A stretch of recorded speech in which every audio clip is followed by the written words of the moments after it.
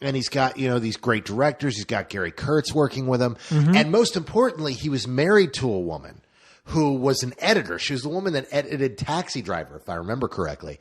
And every time he would come into the other, oh, I have got this great idea. And it was a great idea. She'd go, oh, yeah, that's great, George. If it wasn't, George, no, that's retarded. You can't do that. Go back. It's stupid. Well, the problem is that over time, he alienated all these people. He doesn't work with these people anymore. Or these people have decided not to come back. It shows. Now, Lucas called Lawrence Kasdan and said, would you write episode 1? And Lawrence is like, you know what, George, I really think you need to do that yourself. Because he didn't want to go back to doing that. But so George is like, okay, yeah, I'll write it myself. George bought into his own hype, the hype of all the Star Wars fans that told him he was a genius and he was always great. And no longer does he have that filter that fired stuff back at him and allowed him to work collaboratively and create these great films. So all the shit that would have gotten thrown back by Gary Kurtz or his wife or Lawrence Kasdan or any number of people wasn't there anymore. And everyone's like, oh, yes, George. No, that's brilliant. No, you're right. No, really, we should have more talk about more negotiations over trade routes and disputes. Well, that's what I've always said, that he had stupid people. robots that go, Roger. Well, in the beginning, he had people who, everything, if you see people, the more power that they get sometimes, I'm not saying it's for everybody, but the more power that they get, you begin to see that their work starts to weaken. And that's because nobody wants to tell them no or come in and edit their shit. And that's why I come in every week and say, no. I know, and I still say yes, but I'll learn one day. One day, and it'll be, Carlisle was trying to help me, but today, no, I'm full of shit. But I didn't say that. I never said you were full of shit. But look, I look back at the first Star Wars, not the first one. I'm talking about the first one in the so-called prequels. And I look at that movie and I see the potential. Episode 1, I see the potential that they had to make that movie something great. Anakin started out as a slave. Anakin had a lot of torment. He was a dark character. But you know what? In that movie, he's living a good life. He's building robots. He's driving races. He says, yippee, hooray. Dude, and there's not a dark moment in his life. He has a pretty good life. That was the movie that snowed me hard because the day they released the script in bookstores, I went out to the bookstore and bought the script because I was like, oh my God, it's a new Star Wars movie. I got to sit down and read the script. And I sat down and read the script and I walk out of my bedroom and my roommates are like, so how is it? It's like, I guess it was okay. I mean, the script, I don't know quite what to say. No, yeah. And so I was like, I wasn't excited about seeing the movie. And then I'm walking through Sears in the mall, and they've got the trailer running on nonstop loop, and I'm seeing the trailer. I'm like, holy crap, I don't remember any of this. I got to go see this movie I'm going to see this movie right now. Oh my God, I'm going to see a Star Wars movie. I'm going to see the Star Wars movie. And then I go in, I'm like, oh yeah, this was all the shit from the script that I hated. Yeah. No, all I have to say to you people out there who really thought that episode 1 was a great movie, think about this kid being Darth Vader. Now think about all the happy shit that was in the first movie. Really think about had this been a character who, ever since he was a child, had been an actual slave, had been mistreated, had been forced to do things, not because he wanted to go out and do pod races. Think about if he had an actual cruel master that made him go out and do that. Think about if he had nothing. Think about if his mom was mistreated and he had this anger from the very beginning. Here's my problem, and here's my real honest-to-God problem. My problem is the type of thing, you watch Star Wars Episode 4, what we call Star Wars, or some people think of as A New Hope, which didn't actually exist until, 79? Yeah. It wasn't until 78, 79 that they added on A New Hope. It was just called Star Wars Episode 4. Yeah. Or I think actually Episode 4 was added then too. But the point is, watch that movie and listen to what Obi-Wan has to say about the past. And listen to him reminisce about the Clone Wars and him talk about Darth Vader and talk about Luke's dad and all that stuff. That mythology that he creates right there is perfect. We don't need to see it. No, not now. What we envisioned growing up, what you and I, Corey, envisioned growing up, when we finally saw it, we were like, really? That's what made That's what made Darth Vader. It removed. Lucas has been talking about mythology for years. He removed all the mystery from the mythology. If he wanted to make really great prequels, they should have focused on completely different characters. And then we just, there's this guy who we meet who's a Jedi who towards the end of the film, we hear his name for the first time. Oh, my name's Anakin Skywalker. And then he vanishes off away. It's like, oh my God, that guy. That's Anakin Skywalker. Holy crap. And you run into Obi-Wan Kenobi and you see these guys as periphery characters, but the main characters are characters that we don't know what their fates are. Yeah, so we can actually be invested in these. The way the prequels are, the biggest problems are, nothing bad is going to happen to Anakin until he turns to Darth Vader. He's not going to die. Obi-Wan doesn't die. And there is no tension. No. And on top of that, why do we have to have force down our throats? These characters that we had in the beginning. Why not give us a natural way where these characters actually came together, and not in the first two movies, but in the third movie? But we don't need that. C-3PO and R2-D2, we never should have seen them until the third movie. Well, now the whole thing is, and Lucas said this from the beginning, and he said this back in interviews back in like 1983. He was talking about the fact that the whole thing about the movie isn't about the main characters. The movie's actually the story of two droids. We begin and end with these two droids and all the adventures they go on. Now, if that were true, the first film shouldn't have anything to do with Anakin. It would be great if C-3PO and R2-D2 were there, and here are these completely different characters. Why weren't they mentioned? They were wiped very early on. Well, I don't buy that, and it didn't play out that way, that it was done through the vision of these two droids. I mean, storytelling is storytelling, and they weren't told that way, that we were following these droids the whole time. They introduced a story, and then they became side characters. All right, I just had to cut this off because we were running overtime and then comebacks. I don't know where we left off because we're looking at some of the contest stuff that people did, which is kind of cool. That Flash thing that Steven did is pretty cool. Dude, that's awesome. I cannot wait to see that kid's 16 years old, huh? Yeah. Right, he made this really cool. Go into the contest section. If you don't know yet, I have 2 contests running in a group called Carlisle's Contests.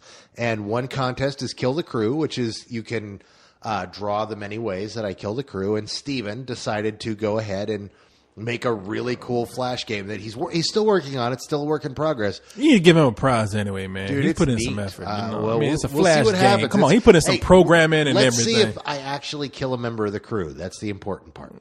Well, you have. But we keep coming back. Cartoons do that. No. I mean in the game. Oh, in the game. Oh, that's right. Because you just click to it. It's like I clicked on mine as an ass moving in front of me, and then you're in a strip club. Okay, I'm in a strip club, and I'm glaring at you in the strip club. But and then in the Leon game, you're just glaring at Leon. But Leon is talking, which is what's great. But no, I'm looking forward to see what he does. He said hopefully he'll have it done by the deadline. We'll see. But he's done a great job so far. Lots of great stuff. There's a really cool Watchmen gag in there that I really love. Yeah, and I saw that. The most recent one by, I think, Conjita. Is that how it's pronounced? Or Conjita? Or Conejita? I have no clue how it's pronounced. And then Dexter's the one that did the Watchmen thing. Dexter did the Watchmen one, which is really great. Good. There's good stuff in there. Go in, check it out. And, of course, then there's this other one. Mexicano's just gone nuts, and that's what I kind of love. Mexicano's a good artist, man. That dude's always coming up with stuff. Did you see the other contest? No. My other contest is how would you have ended it, where you get a chance to go ahead and end a movie, and you can either shoot it on your camera. Nobody's done that yet. I want people to do that. That's just awesome, where you shoot an alternate ending. But what several people have done is just altered their own endings to movies through editing. And Mexicano's done like 8 of them. Oh, good. And some of them are really funny. There's one that I refuse to watch. Why? Because it says, don't watch this if you haven't watched Wreck. Oh, okay. So he makes a new alternate ending. Okay. I'll go watch that because I've seen. You can watch that, but yeah, there's but lots of good stuff. Lots of good stuff. So apparently that Star Wars thing. Look, you heard what we said so far. I don't want to go into Star Wars too much because it's Star Wars. Fine, it's for kids right now. Great, but that doesn't mean it's Star Wars. So.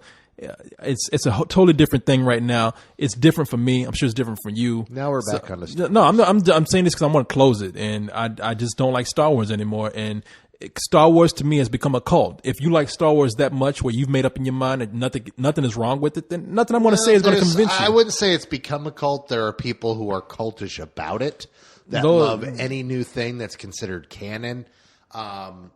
But That's the cult I'm talking of. yeah, but I mean, the thing is it's just not the same. It's not the same. And he's lost that filter, and there are those people that love it because they just believe that everything is great about it, and they want everything to be great about it, and they've convinced themselves so much that they'll delude themselves even. But some people will like it. But then there's those of us that love something, but we also acknowledge when something we love sucks. Yeah, no, for And, those and the prequels, 3 is almost the third one, Revenge Revenge of the Sith. Revenge of the Sith. Almost great. There are just 4 moments in that movie that suck so bad. So you're more gracious towards that movie than I am. I like that movie a lot. I don't but like there's that those movie at moments all. where it's like, thank you, Duncan, and thank you, Chewbacca. And then that terrible one where it's like, we have no medical explanation for it. She has simply lost her will to live. Yeah, exactly. Shut the fuck It up. that movie's bad to me too. And look, if you want to know why I gave Clone Wars rental, is because I don't care about Star Wars anymore. It's beyond even making me angry. I gave it a rental because I said, take your kids to it. As far as I'm concerned, it's an okay side movie. But the way they were building it up, like saying, oh, this is the next big Star Wars event, that's bullshit. You know what? I had completely written off the series, but I'm starting to hear that not all of Clone Wars is it's not this story stretched out. It's not Anakin and Obi-Wan and Ahsoka. That there's separate episodes that are completely different and completely Talking about for the removed. TV series. For the TV series that are written by different people and directed by different people. It's completely different. What this is this is just one arc from the TV series, but there's supposedly going to be episodes that are different that, from what I'm hearing, sound really I'll give it a chance. I'll give anything a chance. As far as being see. Star Wars, I'm not going to say anything. There were actually some just very tiny parts of Clone Wars that I thought had potential. But you know what? The movie bombed. So you know what? Let's move along to the next email and let's finish it up for the night. You know what? This email is one you're not going to like, but I got to give my thanks anyway. Oh, is this? I know what this is because I probably got sent it too. This is gonna be one of those thank you emails by someone who's sick, isn't it? Yeah, and I got to do that. It says, "Dear Spill Crew, I would sincerely like to thank you for your hard work on the site and with everything. It means a lot to me because I am currently a kidney dialysis patient, and because of that, I have to be hooked up to a machine for the better part of 6 hours every day, forcing me to stay indoors. But I recently moved from California to Oregon, losing all of my friends in the process. So when I discovered your site, it gave me something to listen to and keep me entertained through the reviews, which he says he rarely watches because I guess since he's hooked up to a machine, he listens to most of the audio stuff. But basically, from this point on, he just says, thank you, and this is something that he has kept him kind of hopeful for the whole thing. And this is from, goddamn, who was this from? Oh, it's from Chris. So I just sent me an email back saying, I appreciate that. We all appreciate that. And I read these because it makes me feel good. It's not an ego thing. It makes me feel good to know that we're actually helping people get through some hard times. I never thought that us doing this goofy shit would have ever done that for people, and so you need to read that to everyone exactly. else. I do have all to do I can that. say is, dude, get better, get well soon, dude. I asked him to give us to give us some of his progress, and he's doing better right now. I'm happy to say. So get better, brother. Yeah, I used to go Stop out sending Corey emails that he can write and that he can read and make himself feel better to everyone else. People are never going to stop that. People are always going to write us and tell us how they feel. Send more. I would gladly read them. I'm grateful for them. He loves the ego fluffing. It's not ego fluff. It's ego fluffing. No. Because people who are sick, they like to know that we're listening, and I like to let them know that we're listening. And we can email them back. And I do email them back, but you have to admit there's nothing better than having you. People like to know that when their email are read out loud, and that makes people feel good. And if I can make them feel better, then that's what I do. And if it can make you look good in the process. Hey man, I'm Saint Corey right here. What are you talking about? I'm helping I'm helping all the poor little children out there. We'll read one more. I'll read one more here. And this is a good one right here. This is a real good one. I wish I had copied the name down, but I didn't. But it says, I've always wondered why when a movie bombs, the director takes the heat. It may be because I want to be a director when I grow up, and I feel that way. But I always felt the director does his or her job by telling the story as well as they can. And if a movie bombs, it should be because it should be someone else's fault. Look, a movie bombs for several different reasons, depending on the movie. Which is why I'm always hesitant to blame the director or to blame an actor or to blame the producer, because every movie has its different reasons for bombing. I mean, you just have to take every movie. But the reason why the director takes all the heat is because the director also gets all the credit. That's one of the biggest complaints I hear from all my screenwriter friends out in LA is the fact that when a brilliantly written movie does really well, it's the director who gets all the credit. Everyone's like, "Oh, David Fincher's a genius. Fight Club was brilliant." And not many people talk about Andrew Kevin Walker. I say Andrew Kevin Walker, and a lot of people are like, wait, who is that? He's the guy who wrote Fight Club. Or what's his name? Chaikin, the one who wrote the novel. Chuck Palahniuk. I mean, yeah, Chuck Palahniuk. Yeah, but I mean, there's a whole chain of people who get, who lead to making a great film. But the director always gets the credit. Fincher's the guy everybody thinks is a genius for that film. And he is, because what he did with that film, realizing that vision, is great. When it doesn't work, it equally falls onto his head. And that's one of the nice things about being a writer is when your film does fail, it doesn't necessarily fall right on your head, which also kind of leads to some of these numbnuts who keep writing terrible films over and over and over again. I would say that it just depends, because it's not always the director. There are certain movies where they will equally put the blame on actors who are in that movie. Hold on, wait a minute, let me finish. Like, for example, Gigli, for that movie. Who took the blame for that? Jennifer Lopez and what's his name? Ben Affleck. I mean, you never even saw that movie. No, I did. I saw it. In fact, I remember talking to you about it because I said it wasn't all that terrible. When I saw it, I was just like, no, it's not nearly as bad as. But no, it's not. But it just depends on what film that you're talking about. And because let me finish, man. I'll let you finish your point. Let me finish. I was gonna make a joke. No, I know. I'm just saying that there are a lot of movies where you see the actors take the fault, or you see the directors take the fault, or you see maybe even a famous producer take the fault, the Weinsteins being one of the prime examples. But you just have to take every project by its own merit. It goes from project to project. And a lot of times, when an actor gets blamed for it, it's not the actor's fault, because the actor is doing the best they can with the material they have. In this case, you're right, my man. The director gets a bad rap because he's working with the material that he has. As a matter of fact, you saying that the writer, writers are some of the most underappreciated people in Hollywood. At the same time, they also get off the hook a lot of times, because if a script has gone through a lot of changes, or if a script is written by one person who does a bad job at it, guess who's going to get the blame? The people who are more in the forefront. Writers are kind of given the shaft on a lot of things. We just this week, the new Clone Wars movie was not written nor directed by George Lucas, yet Lucas is the one we give all the shit for, because he was, and sometimes you have situations where you have a writer, director, producer, star type who makes a movie and just, ends up sucking. Yeah, I don't think it's the director all the time. Just look at it from project to project. And about that George Lucas thing, you say he didn't write it or direct it, but he goes on, and I saw a little feature, and he goes on and says how he needed to get somebody who understood the series, and he's the one that chose these people for this project. So in a way, and he is to blame. He oversaw it, and he was involved every step of the way. No, the blame is going to fall on somebody. Where does the buck stop? It depends every project. But really, the reason directors get it is because they're also the people that get all the credit. Yeah. I mean, and if an actor is probably the biggest name in something, they're probably going to get it. If a director is famous, Quentin Tarantino, for example, if something goes wrong in his movie, he's the one that's going to get blamed for it. Yeah, so, I mean, for another example, applying to right now, why does The Dark Knight kick ass? I mean, who are we? Christopher Nolan. Why are we not talking about David Goyer?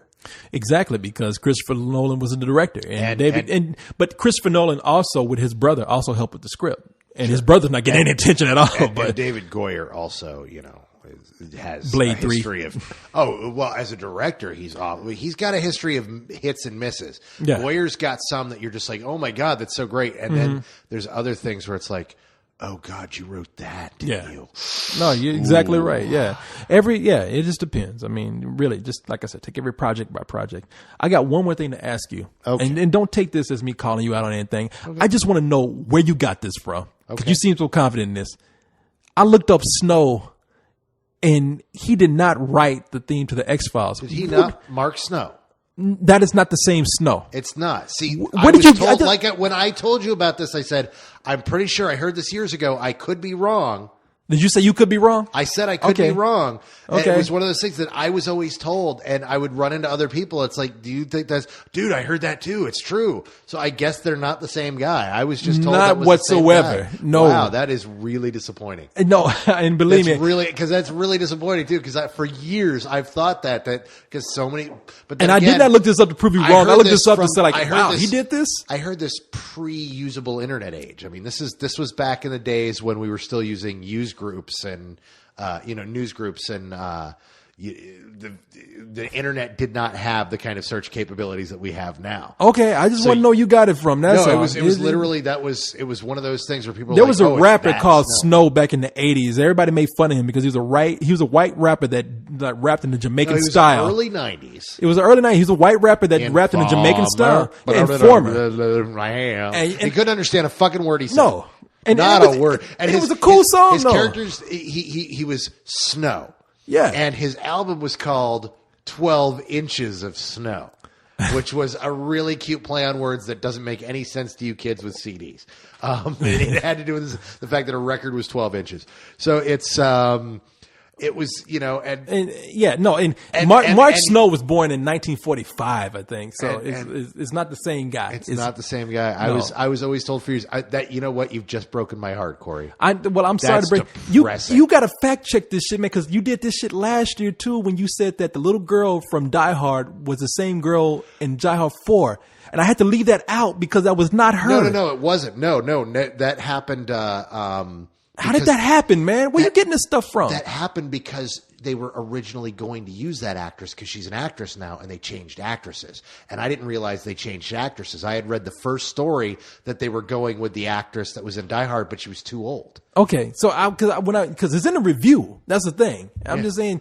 Make sure you know this shit before you say it, because makes it look crazy, man. As sometimes that stuff happens, dude. It happens to me too. Like I can't remember ratings for movies. See, this is one of those issues where, and it's why I've kind of scaled back on it. You read all of this stuff, and you just get inundated with all this information that starts coming in, and you just eventually realize that there's so much horse shit floating around on the internet. That the one that's coming up today that I'm like going around and smacking people around on. Some dingleberry posted the new Dark Knight poster, the Dark Knight 3 poster. I think that was a fan poster though, and it was a fan poster. It was posted as a fan poster. It was put on the blog as, look, this is a fan poster. It has nothing to do with what's going on, but here's the poster. People saw it. They didn't bother to read the story. They start passing it around, and people start going, oh my God, we've got a poster for Dark Knight. It's like, no, dude, it's not. And somebody posted it on my comment page. I deleted it as soon as I found it, but someone had already posted, oh my God, is that a real Batman poster? No, it's not. I've been telling people too, it's not the poster. It's just a fan-made thing. Because people are really excited. People are you think people are excited about the Batman? We've only got like 87 people on our site using the Joker image as their character. Nobody's going to be making a Batman movie this soon right after the second one. Okay, these things happen, and it's it was one of those things where we did that review. In fact, it's funny that you mentioned Die Hard because I went home and I looked it up because I'm like, yeah, that's right. Oh God, that's not. Oh God, it changed. No, unfortunately, after you said that, I said that doesn't sound right, and I looked it up, and I said, okay, no, I'm just gonna be careful, man. You put that shit in reviews, and people say, but this was very early on. I know. I get overwhelmed by shit like that too. And that was one of those things where I was like, because I read that story and I'm like, that's really cool that they're using her again because she's still an actress. She went on to do like, God, what was that movie a few years back? The little girl from Die Hard did another movie. Oh no, she's done several. In fact, I found it really funny because on the back of one of the movies, it's Urban Legend Final Cut, and it has her name, and then in parentheses it says Die Hard, and you're like, Die Hard? That was like 20 years ago, and she's like, oh my God, she was little Lucy McLean in Die Hard. No, is this true? This is absolutely true. All right. It was absolutely true. Well, now we got that. I have seen this with my own eyes. This is no longer internet rumor bullshit. Well, with that said, that's good, man. I'm gonna get something to eat soon. So Yeah, I am with the lady. no, that's a friend. I can't even stress You how much that say is a he's friend. just a friend.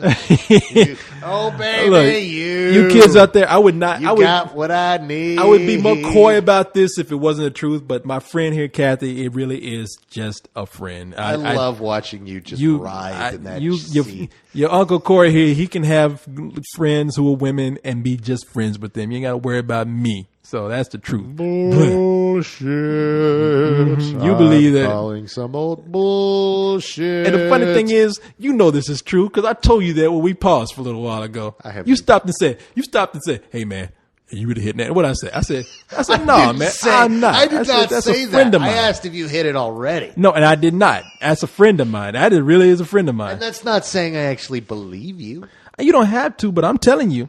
I don't care if you believe me or I can't not. believe we're opening and ending the show on the same day. I know it. Well, it has to happen. It had to happen. That girl's a friend of mine. She's a very nice girl. I can be a good friend to She was people. sitting awfully close on the couch. That's all I'm saying. Yeah, that's what you interpret. Anyway, so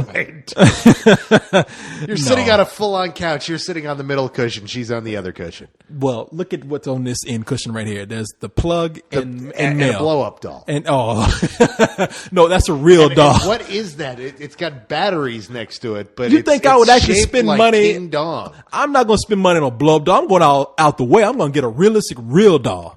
You're going to drop the $3,000 on a real doll. I'm going to go all the way. I need to get paid more for this shit. 'Cause apparently, there's more money to be had in this. Tell you thing what, you than got a birthday coming up soon. I'll get you one too. Yeah. Anyway, that's our show for tonight. Time for us to get on out of here. We're going to leave on that note. Good night, everybody. Good night. Thanks a lot.